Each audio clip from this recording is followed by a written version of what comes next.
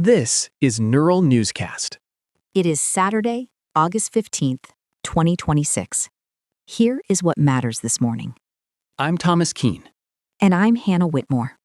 The United States is signaling it will maintain an indefinite naval blockade against Iranian ports as ceasefire negotiations remain at a deadlock.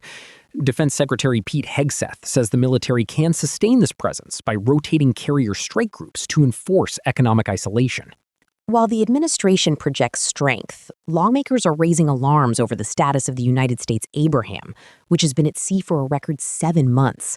Reports from the Navy Times cite severe burnout and mental health crises among the 5,000 sailors on board. Senator Richard Blumenthal has formally questioned whether the Navy can sustain this operational tempo, citing shortages of basic supplies and issues with water contamination. Secretary Hegseth has dismissed these reports as misrepresented, even as family members of the crew describe instances of suicidal ideation. The strategic stakes remain high as Iran continues to block the Strait of Hormuz.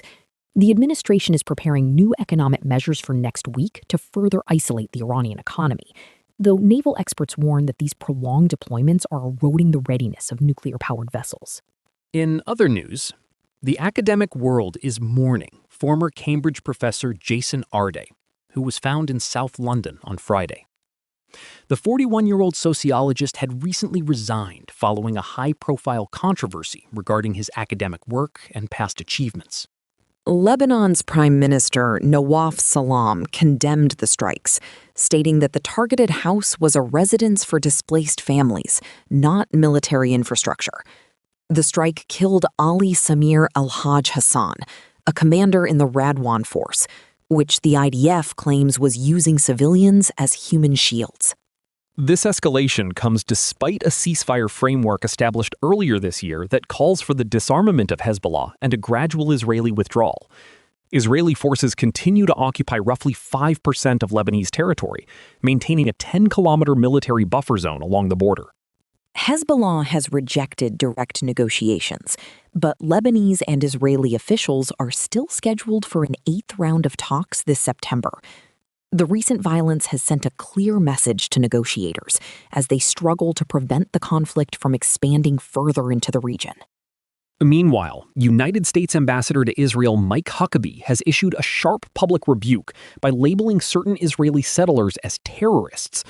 Huckabee used the term in reference to a siege in the village of Qusra, where settlers targeted homes, including one owned by an American citizen. The ambassador described the actions in Qusra as disgusting and thuggish, noting that residents were cut off from water and electricity. United States officials typically use more general terms for settler violence, making this specific terminology a significant shift in diplomatic language. Loai Reedy, a dual citizen from Toledo, reported that his family members were trapped in their home by settlers attempting to seize the land. Huckabee confirmed the United States Embassy was heavily involved in requesting the Israeli military and police to remove the individuals he called illegal trespassers. This rare condemnation highlights the increasing pressure on the administration to address instability in the West Bank. The State Department will be monitoring whether this indicates a broader change in how the United States engages with settler activities moving forward. Still, though, here is what else we are watching. The aircraft carrier United States George Washington is currently transiting from the Pacific to the Middle East to relieve current naval forces. This move is intended to address the readiness issues cited by lawmakers during the ongoing Iran blockade. In the academic sector, Liverpool John Moores University is expected to issue a final statement on its internal review of Jason Arday's PhD work.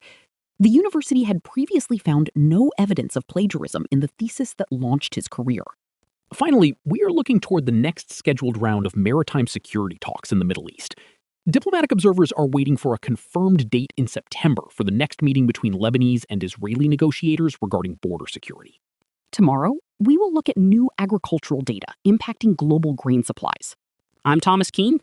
And I'm Hannah Whitmore. This has been Neural Newscast. Thanks for listening. Neural Newscast is AI-assisted, human-reviewed. View our AI transparency policy at neuralnewscast.com.